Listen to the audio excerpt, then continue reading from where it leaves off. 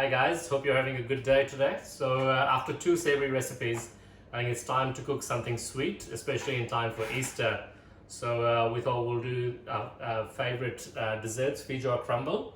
Hey Zoya, you love Feijoas, right? Yeah, we even have a big tree growing in our backyard. Yeah. So what we're going to do is scoop these Feijoas quickly. Do you want to get cutting these, darling? I'll start scooping them. I left the half one. I love to eat some, so I'm making some so I can.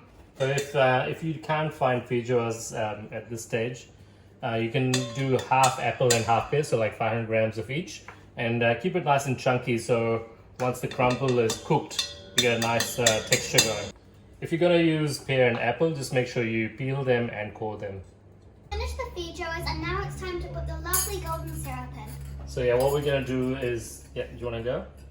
How much? Tell me when to stop. I'll tell you when to stop for sure. Good job.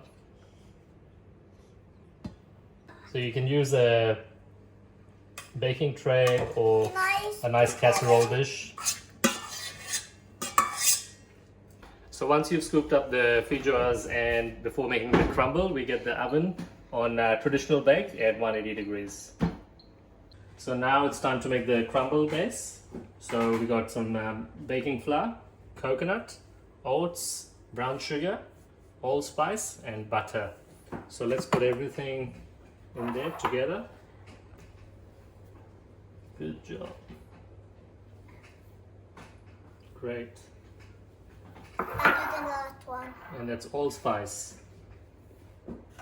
So at home we're using a Thermomix, but you can use any food processor you have. You can actually even use a mixing bowl with your hands. It's just all about working all the ingredients together into a nice crumbly dough.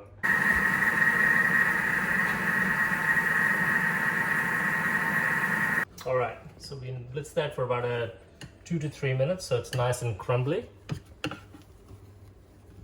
That's perfect. Yeah, the next step is to cover the crumble base on top of the feijoas nice and even, and so you don't have any uncovered feijoa, so it gets a nice crust. Okay guys? Yeah.